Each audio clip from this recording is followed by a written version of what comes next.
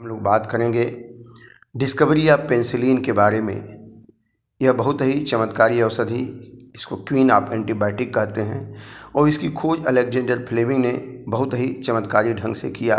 Serendipity, discovery of serendipity इसको कहा जाता है। डॉक्टर रिसर्च कर रहे थे अपने लेबोरेटरी में और वह अपने पेट्रीज में बहुत सारे बैक्टीरिया को कल्चर कर रहे थे जो बैक्टीरिया रोगजनक होते हैं, और ये कोशिश कर रहे थे खोज करने की कि कौन सा ऐसा मेडिसिन, क्या ऐसी दवा हम निजात करें कि इन बैक्टीरिया को ख़त्म किया जाए, लोगों को रोगों से मुक्त किया जाए, बचाया जाए।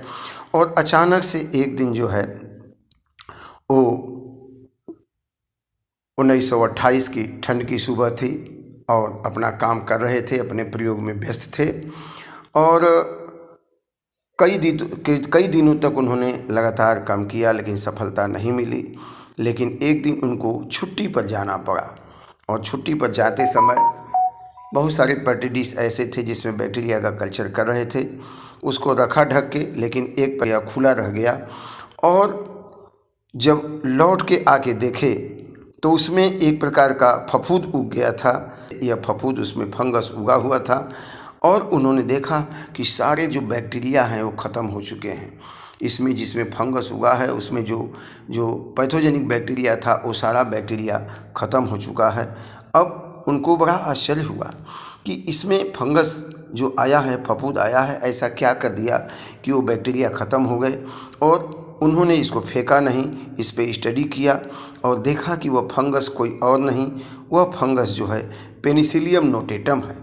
और तब उनको आश्चर्य हुआ कि यह पेनिसिलियम नोटेटम एक ऐसा केमिकल सिक्रीट कर सकता है जो बैक्टीरिया को ख़त्म कर दे। और उन्होंने उस केमिकल को फिर निकाला फंगस से और बैक्टीरिया पे प्रयोग किया, देखा कि वो बैक्टीरिया ख़त्म हो जा रहे हैं। तब उस केमिकल को जो पेनिसिलियम नोटेटम फंगस ने सिक्रीट किया था उसको पेनिसिलिन नाम दिया और उन्होंने इस प्रयोग को 1929 में प्रकाशित किया। लेकिन लोगों ने गंभीरता से इस पर ध्यान नहीं दिया। बाद में दो और वैज्ञानिक जो है फ्लोरी और चेन, इन लोगों ने इस फंगस को पेनिसिलियम नोटेटम की जगह पेनिसिलियम क्राइसोजीनम को लोगों ने जो है उसको एक्सट्रैक्ट करके पेनिसिलिन और उसको इंजेक्शन के रूप में इस्तेमाल किया। और सेकेंड वर्ल्ड वार में यही पेनिसिलिन जो है एंटीबायोटिक, जो अमेरिका में सोल्जर घायल थे उनको जो है इलाज करने में मदद किया। और इस मेडिसिन को, इस पेनिसिलिन एंटीबायोटिक को क्वीन ऑफ एंटीबायोटिक कहा गया। और इस प्रयोग के बाद इस तीनों वैज्ञानिकों, जैसे अलेक्जेंडर फ्लेमिंग को, फ्लोरी और चेन को सम्मिलित रूप से 1945 में नोबेल पुरस्कार दिया जाता है। बच्चों, हम इस कहानी से क्या सीख लेते हैं? कहानी से ये सीख लेते हैं कि अलेक्जेंडर फ्लेमिंग सिंपली वो थे कि कैसे हम बैक्टीरिया को कंट्रोल करें और कल्चर मीडियम में रखे हुए थे। लेकिन जब वो देखते हैं कि इसमें फंगस आ गया है तो फिर इसको फेंका नहीं, उसको थ्रो नहीं किया। एक समान आदमी क्या करेगा, फंगस लगे इसको फेंक देगा। लेकिन उन्होंने इस पर स्टडी किया, साइंटिफिक स्टडी किया कि ऐसा क्या हुआ जिससे इसमें बैक्टीरिया ख़त्म हो गए।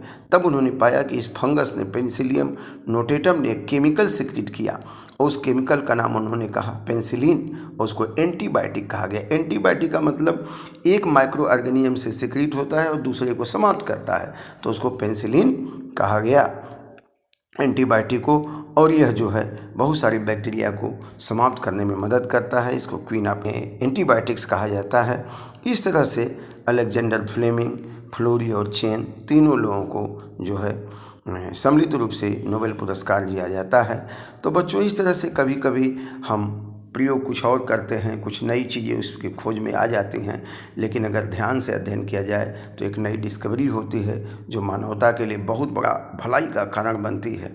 आज ये देख सकते हैं कि पेनिसिलिन का कितने बड़े पैमाने पर यूज हो रहा है लोगों के इलाज करने में, लोगों को सुरक्षित करने में, लोगों को ट्रीटमेंट करने में। और यह खोज जो है बहुत ही ऐतिहासिक खोज थी और यह अचानक से हुई।